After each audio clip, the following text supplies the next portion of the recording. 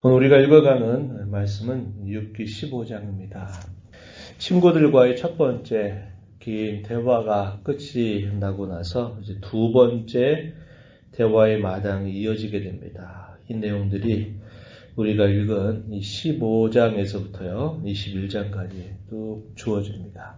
엘리바스가 또 다시 나서서 이야기를 하는데 이제 욥이 쭉 했던 이야기를 다 들어본 다음에 엘리바스가 다시 욥에게 이야기를 한 것입니다. 그런데 그 이야기를 하는 부분들을 살펴보니까 엘리바스가 많이 격분해 있다라는 것을 보게 됩니다. 그래서 앞부분에서는 이 욥을 향해서 책망하고 또 비난하는 말들을 하게 됩니다. 그러면서 그를 향해서 말을 하고 뒷부분에 가게 되면 무슨 이야기를 하냐면 처음에 엘리바스가 욥에게 이야기를 할 때 내가 밤에 신비로운 계시를 꿈속에서 들었다. 잠을 자면서 그러면서 그거에 근거해서 욥 너에게 있어서 문제는 이런 부분이다 이야기를 했는데요.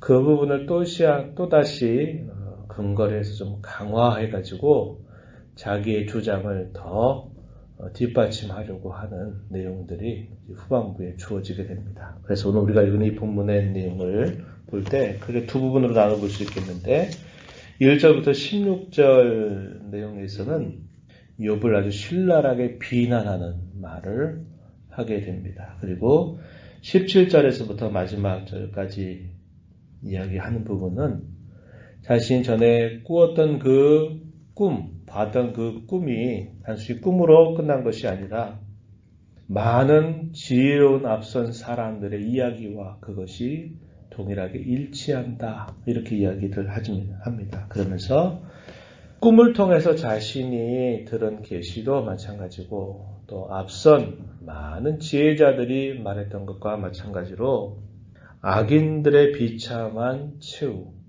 악인들의 비참한 운명은 이렇게 분명히 될 거다. 이런 이야기를 이제 엘리바스가 욥에게 하게 됩니다. 먼저 이 엘리바스가 욥에게 비난하는 이야기 몇 가지로 좀 정리해 볼 수 있겠는데 처음 이야기하는 것은 2절과 3절을 보게 되면 네가 하는 모든 말들은 다 헛된 말들이다. 무익한 말들이다. 이렇게 이야기를 합니다. 2절 한번 보시면은 지혜로운 자가 어찌 헛된 지식으로 대답하겠느냐. 3절에 보면 어찌 도움이 되지 아니하는 이야기 무익한 말로 변론하겠느냐. 이렇게 말합니다. 욥을 향해서 비꼬듯이 하는 책망의 이야기. 내가 말한 것들은 다 헛된 지식에 지나지 않는다. 무익한 말에 지나지 않는다. 이렇게 이야기합니다. 욥이 했던 이야기는 뭘까요? 친구들이 하는 말, 그 말은 내게 맞지 않는 말이다. 이렇게 이야기합니다. 친구들 하는 말, 내가 모르고 있는 것이 아니라 나도 잘 알고 있다. 하나님이 누구이신지도 알고 하나님이 악인들에 대하여 어떻게 대하시는지도 내가 알고 있다. 그러나 너희가 나에게 말하는 그 말은 옳지 않다. 이런 이야기를 욥이 계속 했던 것이죠. 그랬을 때 이 엘리바스는 네가 말하는 거 들어보니까 다 헛된 거고 다 무익한 이야기만 하고 있다. 이렇게 이야기하고 있는 겁니다. 그 다음에 엘리바스가 욥에게 하는 또 다른 말은 어떤 말이냐면 내가 하나님을 경외한 것으로 더 멀리 떠났구나. 너 불경스럽다. 이런 이야기를 하게 됩니다. 이 내용이 4절로부터 6절 내용에 그 이야기를 소개합니다. 4절에 보면요. 참으로 내가 하나님 경외하는 일을 그만두어 하나님 앞에 묵도하기를 그치게 한다. 이렇게 이야기했습니다. 하나님 경외하는 것을 그만두었다. 불경스럽다. 이렇게 얘기하고 있는 부분이죠. 그리고 내 죄악이 내 입을 가르치고 있다. 5절에 이렇게 말합니다. 6절에서는 너를 정죄한 것은 내가 너를 정죄하는 게 아니라 네가 말하는 것 스스로가 내가 바로 죄라고 정죄하고 있다. 네가 하는 말이 바로 너를 정죄하고 있다. 이렇게 이야기하고 있습니다. 그래서 이 욥에 대하여 너는 지금 불경스럽다. 그런 죄를 범하고 있다. 이렇게 또 이야기를 합니다. 그리고 이 7절로부터 그 이하에 쭉 주어지는 말씀, 이야기를 보면요. 뭐라고 또 정리할 수 있겠냐면 욥 너는 아직 우리보다 나이가 어린데 너 참 교만하다. 이런 이야기를 또 하게 됩니다. 7절 한번 가서 보면은 내가 제일 먼저 난 사람이냐. 그들 가운데 나이가 욥이 많지 않다라는 것을 보여주죠. 내가 제일 먼저 난 사람이 아니다 이 말이죠. 우리가 너보다 나이가 더 많다. 인생을 더 많이 살았다. 이런 이야기를 한 겁니다. 그러면서 우리보다 더 얼마 살지 않았으면서 가장 연장자처럼 그렇게 네가 그렇게 굴고 있냐? 이렇게 이제 이야기한 것이죠. 산들이 있기 전에 내가 출생했냐? 라고 물었고 하나님의 오묘하심에 대해서 네가 들어본 적이 있냐? 네가 지혜를 너 혼자 가지고 있냐? 네가 말한 것들 우리 다 모르고 있는 거 아니다. 우리도 다 알고 있는 것이다. 이렇게 이야기하는 겁니다. 잘난 척하지 말라 이 말이겠죠. 그렇게 쭉 이야기를 해요. 10절에 보면 우리 중에는 머리가 흰 사람도 있고 연로한 사람도 있고 내 아버지보다 나이가 많은 사람도 있다. 가장 연장자가 이 엘리바스인데 이 엘리바스는 아마도 욥의 아버지보다도 나이가 더 많이 있는 사람이라는 것을 알게 되죠. 그러면서 이 젊은 사람이 너 이렇게 나이 많은 사람 앞에서 너 왜 이렇게 교만하냐 이런 식의 이야기를 하고 있는 겁니다. 그래서 이 엘리바스의 이야기는 네가 하는 말은 다 헛되고 무익할 뿐만 아니라 너는 불경스럽고 너는 교만하다 이렇게 이야기하는 거죠. 화가 좀 많이 난 겁니다. 왜냐하면 욥이 견디다 못해서 친구들에게 쭉 하는 이야기가 그거죠. 너희들이 하는 이야기 내가 다 알고 있다. 모르는 거 아니다. 이렇게 얘기를 하고 나는 하나님 앞에서 순전하다. 내가 하는 말은 진실이다. 거짓이 아니다. 이렇게 계속 한 이야기를 듣고서는 엘리바스는 아주 분이 난 겁니다. 그래서 욥을 아주 비난하는 이야기를 건네게 되는 겁니다. 그리고 나서 이제 그가 하는 말 11절에 보면 하나님의 위로와 은밀하게 하시는 말씀이 내게 작은 것에 지나지 않냐. 12절에 내 마음에 불만스러워한다. 내 눈은 번뜩거린다. 너의 영은 하나님께 분노를 터뜨리고 있다. 너 그걸 그렇게 함부로 입으로 놀리고 있냐. 이렇게 말하면서 너는 불의한 자다. 너는 가증하고 부패한 사람이다. 이렇게 이야기를 하게 됩니다. 14절을 보면요. 사람이 어찌 깨끗하겠느냐. 여인에게서 난 자가 어찌 의롭겠느냐. 16절에 보면 악을 저지르기를 물 마심같이 하는 가증하고 부패한 사람. 그게 바로 너다. 하나님이 그와 같은 너를 용납하시겠냐?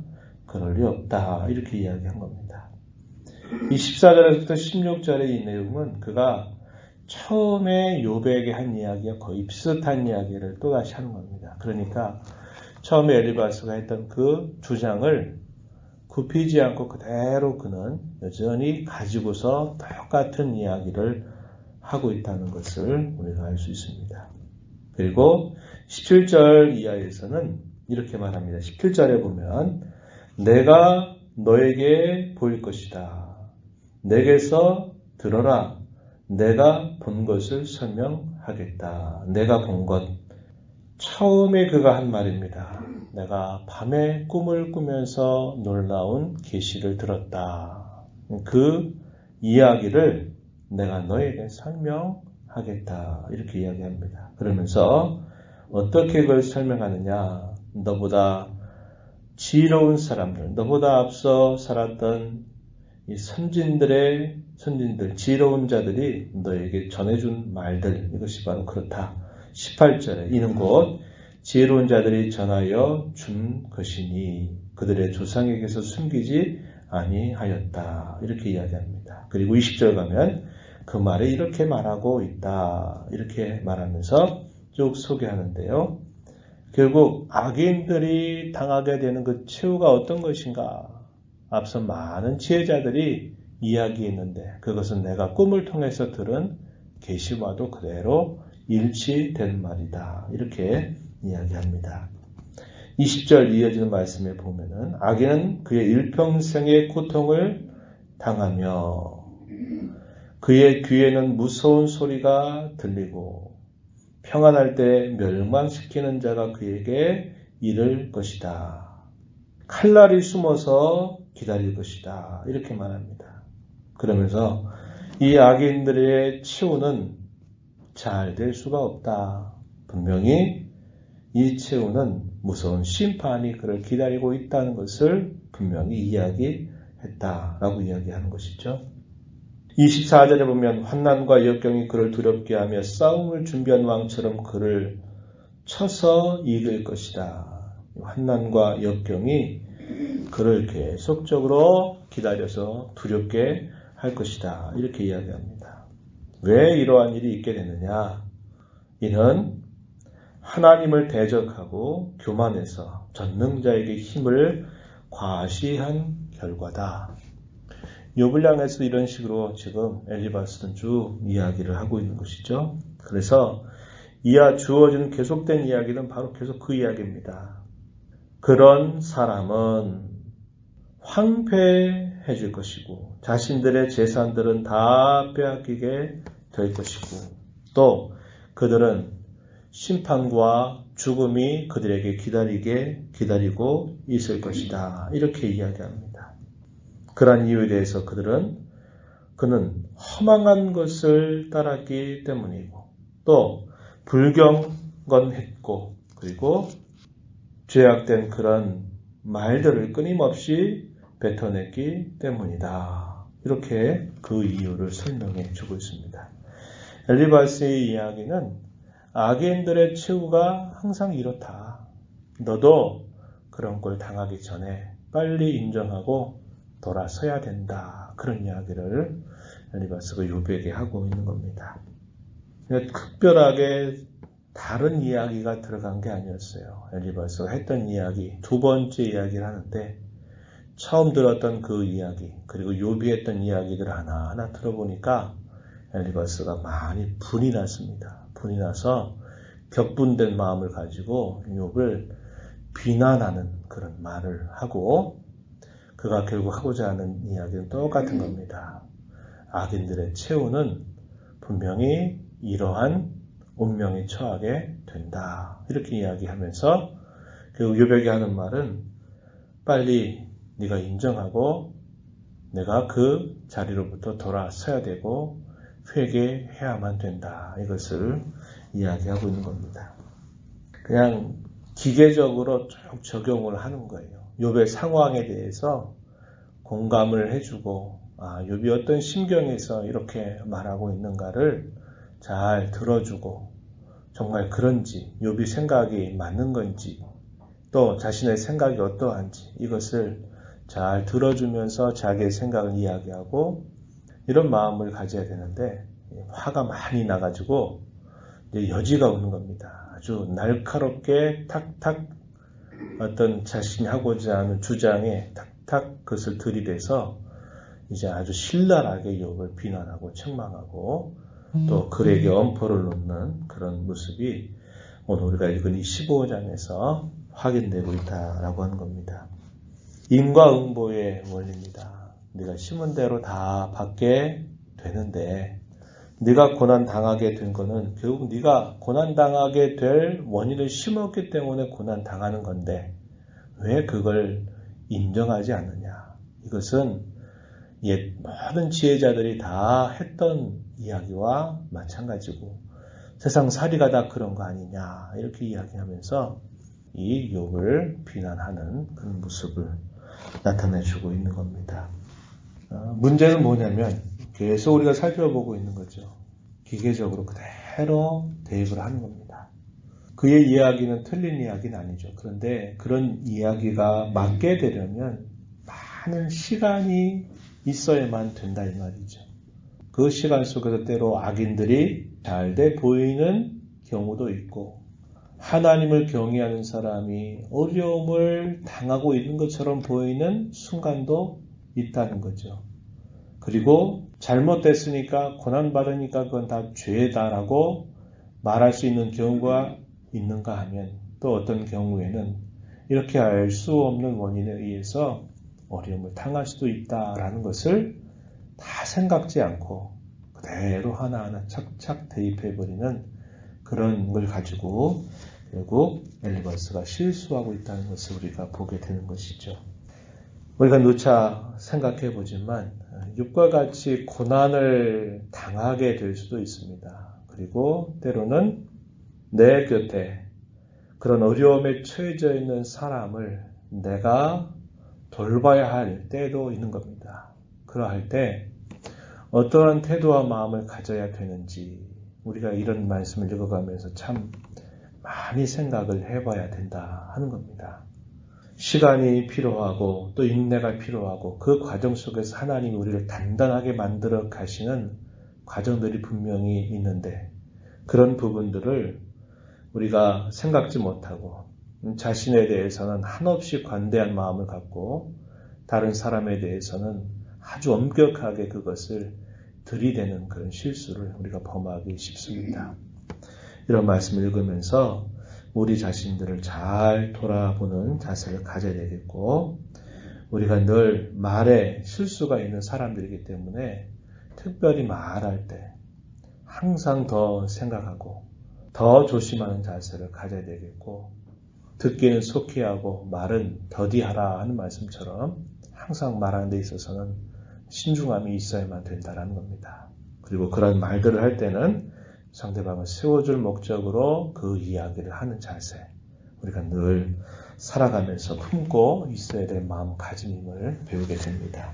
오늘 이 하루를 또 주님과 함께 살아가면서 오늘 입술을 통해서 하나님을 찬양하는 삶, 또 다른 사람을 세워주는 그런 삶이 될지언정 입술로 인해서 죄를 범하지 않게 해달라고 다른 사람에게 또 상처와 아픔을 주는 그런 입술이 되지 않도록 하나님께서 입술을 간수해 달라고 이 하루 말로 하나님께 영광이 되는 삶이 되게 해달라고 기도하시면서 살아가는 모두가 되기를 바랍니다.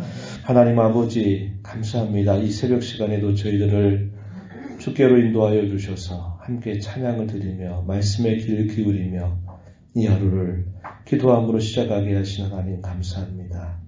말에 실수가 없는 사람은 온전한 사람이라고 저희들에게 가르쳐 주십니다. 우리의 몸에 많은 지체 가운데서 우리의 말로 하는 이 지체는 참 작은 것이지만 이것을 통해서 우리의 삶을 때로는 아주 윤택하기도 하지만 때로는 우리의 삶을 망가뜨리기도 하는 그런 큰 권세가 있다고 저에게 가르쳐 주십니다. 저희가 욥의 처지와 같이 고난을 당하게 될 때도 있고 또 우리 곁에 있는 사람이 어려움을 당하게 될 때 도와줘야 할 자리에 있기도 합니다. 이러한 여러 처지에 있을 수 있음을 기억하게 하여 주셔서 특별히 어려운 상황에 처해져 있는 사람들을 어떻게 돕고 그를 세워줄까 할 때에 늘 저희들의 입술을 조심하고 입술을 통해서 하나님께 영광이 되는 저희들의 삶이 되도록 주장하여 주옵소서. 은혜의 보좌 앞에 나와 아버지의 은혜를 구하며 또 이 하루를 살아가는 모든 성도들을 주께서 품어주시고 간구에 귀를 기울여 주시며 응답하여 주시옵소서. 예수님의 이름으로 기도하옵나이다. 아멘.